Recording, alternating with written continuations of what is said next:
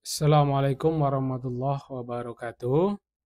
Pada kesempatan kali ini saya akan menjelaskan bagaimana kita bisa mengutip suatu artikel atau jurnal ilmiah itu ya, yang kemudian bisa kita masukkan ke tugas misalkan di tugas PPG gitu.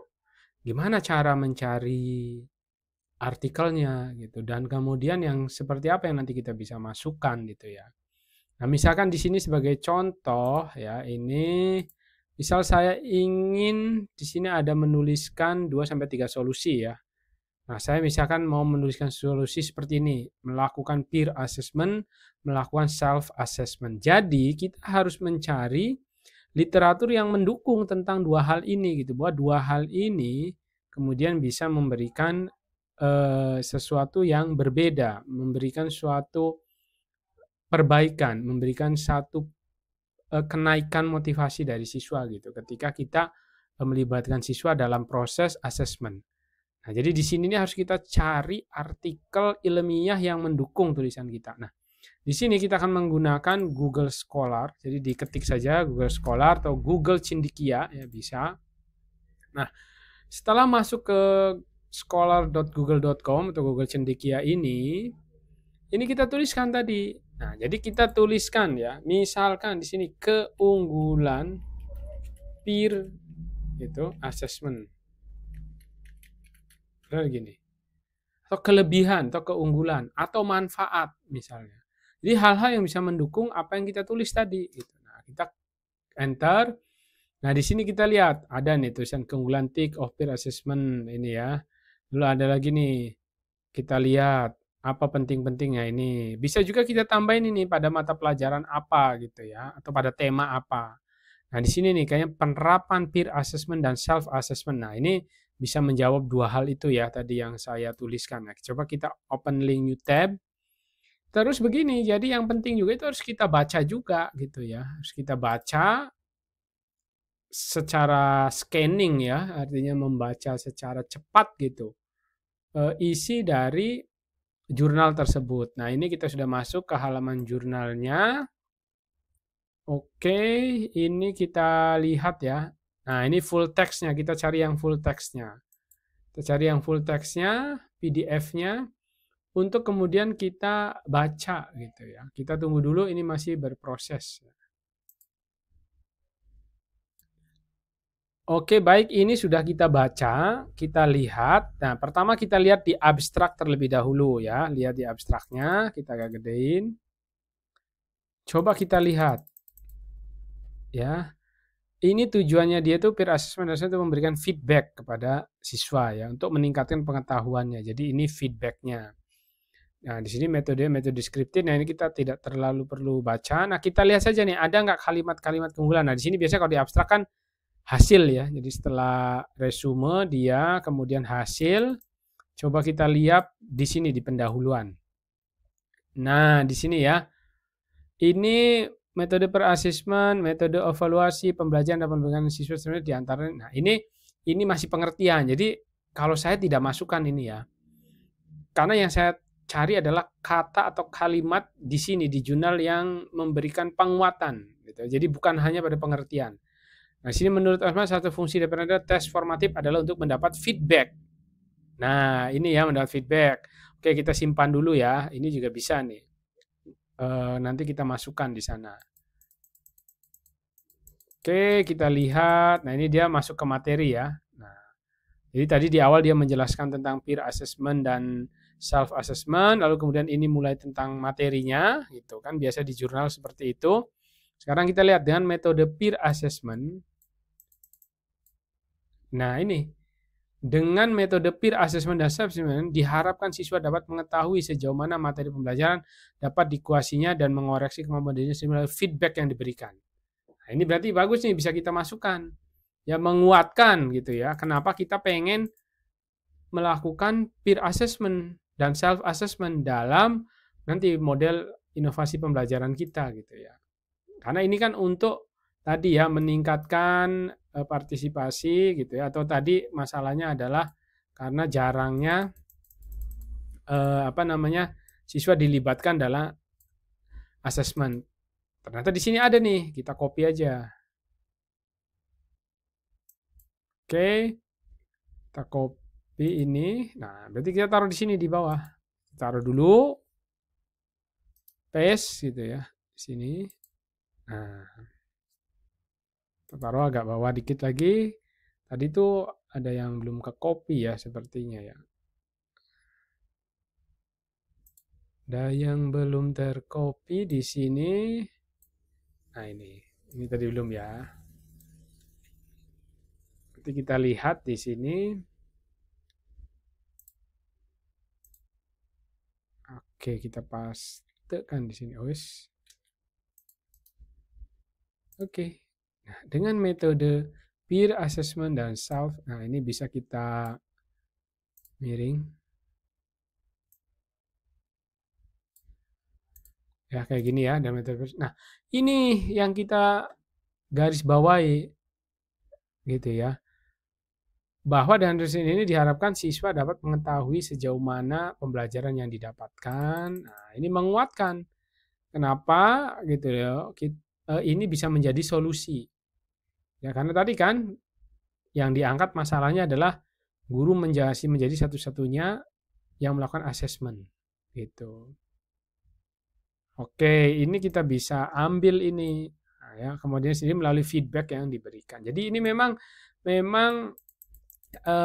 peer assessment dan self assessment itu memiliki banyak keunggulan gitu ya. Karena siswa akan mengetahui gitu. Nah, inilah kurang lebihnya. Mengetahui sejauh mana materi penelitian dapat dikuasainya dan mengoreksi kemampuannya sendiri melalui feedback yang diberikan oleh guru. Seperti ini. Nah, ini dah nih ya. Waduh, kenapa jadi hitam semua? Nah, kurang lebih seperti ini. Nah, ini nanti menurut siapa ini? Nah, nanti kita baca jurnalnya tadi. Menurut siapa? Nah, ini kan ada 3 orang ya. Jadi kita bisa DKK saja. Kita tulis dan kawan-kawan. Jadi di sini ini bisa kita copy misalkan. Copy lalu kita taruh di sini. Menurut misal gitu ya. Oke. Atau kita bisa di dalam kurung dulu. Pastekan. Koma tahunnya tahun berapa nih gitu ya. Ini harus dikasih tahun. Kurung tahun berapa di sini kita lihat tahun berapa ini atau kita lihat di sini tadi Wiwi ini ya 2013 misalnya di sini 2013. Nah, kita bisa masukkan ini tahun 2013 ya 13 tutup kurung kan ini kan tutup kurung ya. Jadi tutup kurung. Nah, kita kasih keterangan di sini. Misalnya nomor 1. Nanti untuk daftar pustaka. Itu. Daftar pustaka. Supaya tidak terlalu banyak. Sebenarnya banyak metodenya ya. Ada yang ditulis langsung di sini. Nah, biasanya kalau saya dan tergantung juga sih arahan dari dosen bagaimana gitu. Nah, ini. Begitu berarti ini keterangan nomor 1. Nanti di bawahnya ini ya, di bawah lampiran ini kita atau di bawah tugas ini kita taruh misalkan nah di sini kita tulis daftar pustaka.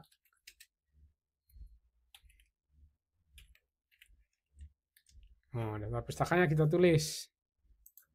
Cara gimana masukin daftar pustaka? Oke, kita insert. Oh ya, kita ke sini dulu. Lalu kita klik yang kutip. Ya, ini kita klik kutip. Klik ini kan. Kita klik kutip. Tunggu sejenak. Nah, akan muncul. Nah, pilih yang mana nih? Gitu ya, pilih tipe kutipannya. Misalkan yang ini. Kita klik, lalu klik kanan, lalu copy. Kemudian kita masukkan ke sini. Nah, masukkan daftar pustaka ini di sini klik kanan, di sini masuk ke insert, lalu link. Nah, taruh di address-nya. Ini kita oke. Oh ya. Udah ada. Ini satu ini kalau diklik nanti langsung menuju ke linknya. Nah, kita beri misalnya nomor 1 tadi. Gitu kira-kira caranya. Misal mau nyari lagi nih, melakukan peer assessment, melakukan self assessment, kurang misalnya kita ini, gitu ya. Masa kurang. Atau misalkan kita cari yang ini ya, Edu Games, motivasi peserta didik agar berani berbicara ya. Jadi ini berkaitan dengan kelemahannya tadi itu masalahnya partisipasi peserta didik, terutama kemampuan tanya jawabnya masih kurang. Nah, misalkan kita di sini solusinya adalah coba menyiapkan pembelajaran dengan cara Edu Games. Jadi games game itu coba kita lihat berarti di sini. Jadi di Google Scholar-nya kita tulis misalkan manfaat, gitu. Manfaat games, ya, game dalam proses pembelajaran. Nah, kan kita harus mencari yang menguatkan. Harus cari yang menguatkan. Ya, gamesnya bisa apa aja. Nah, itu kita coba klik kanan, new tab, kita lihat isinya dulu. Nah, silakan nih, mana aja dipilih. Nah, ini implementasi dengan meningkatkan konsep belajar, implementasi manfaat ice breaking. Ini mah ice breaking ya. Pemainan ular tangga. Nah, ini kan games juga kan. Boleh ini. Nah, terus satu lagi oh ya. Kita baiknya nyari yang terbaru. Jadi kayak ini nih, 3 tahun nih, masih 2020. Bagus nih. Pemain dulu meningkat keterampilan. Nah, ini kita klik aja coba. Karena 2020 ya. Tadi yang pertama 2000 berapa? 18. Ini tergantung sih nanti masih bisa nggak gitu. Biasanya kadang-kadang memintanya yang terbaru gitu. Nah, ini nih 2020 juga. Kita klik juga gitu ya, supaya yang lebih baru misal. Ini 2020 ya. Oke, kita klik PDF-nya. Yang ini juga misalkan tahun 2018 ya, tapi ya nggak apa-apa dicoba. Kita buka PDF-nya. Nah, ini PDF-nya kan yang tadi. Coba kita lihat. Kalimat yang menuliskan tentang games itu di sebelah mana, yang menunjukkan bahwa games itu baik gitu ya, atau dia bisa membantu bantu meningkatkan keterlibatan atau partisipasi peserta didik. Nah, ini kita baca nih, harus kita baca. Ya bacanya scanning aja, scanning. Itu dia kan bicara kolaborasi tuh, jadi dia masih ngomongin tentang kolaborasi dulu terus. Nah, terus ya kita cari mana, ada nggak kalimat. Nah, ini mulai ada media-media nih. Tuh, permainan anak-anak, mulai itu ada tuh, games gitu. Melalui permainan sebidang permainan dapat tingkat permainan di sini sebagai. Nah, ini. Oke ya, kita bisa cari terus, terserah.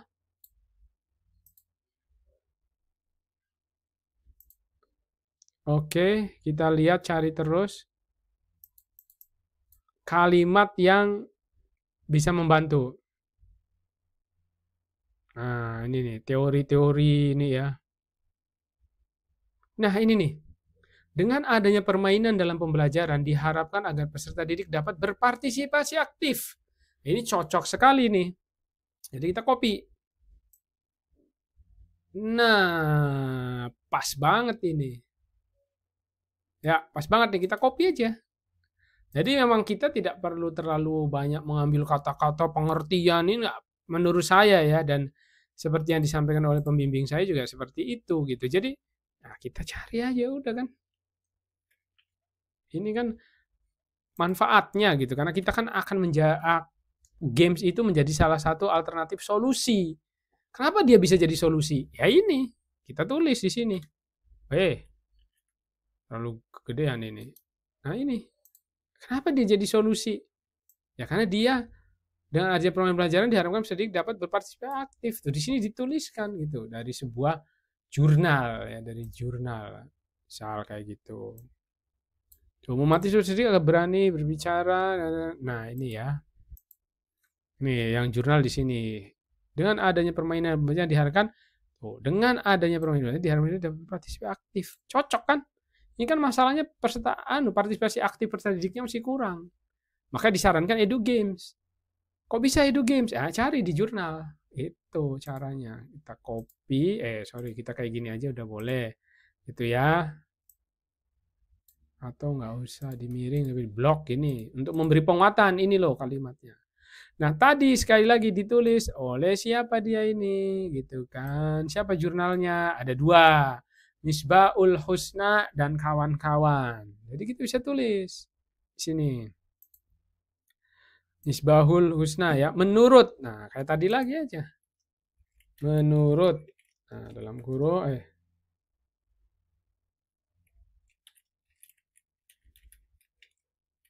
Husna DKK gitu ya. Tahun berapa tadi? 2020 kayak 2020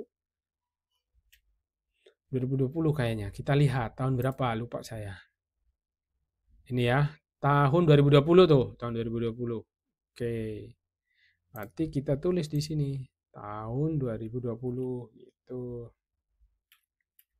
Nomor berapa tadi? Nomor 2. Ya, nomor 2.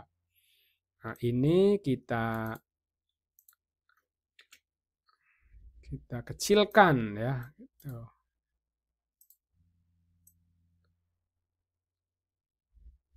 Nah, ini kita klik di sini dan nomor 2 dia. Itu kan. Ini mau diperbesar mau gimana bebas ya. Mau nggak usah diblok ya nggak apa-apa. Nomor 2. Udah. Nah, sekarang kita kopikan ini. Ini kita kopikan tadi dapat dari sini kan. Permainan Ludo. Nah, mana permainan Ludo tadi di atas?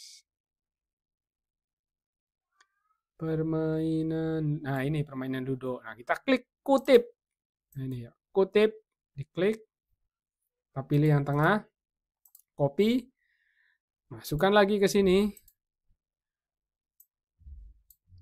Ya, ke sini, enter. Kita pilih insert, link. Nah, masukkan halaman. Oke. Jadilah daftar pustaka nomor 2. Jadi begitu Bapak Ibu ya, cara kita mencari artikel di jurnal ilmiah untuk memberi penguatan terhadap jawaban-jawaban yang diberikan kita kepada atau diberikan kita pada lembar kerja yang ada di PPG ini. Mudah-mudahan bermanfaat. Terima kasih. Assalamualaikum warahmatullahi wabarakatuh.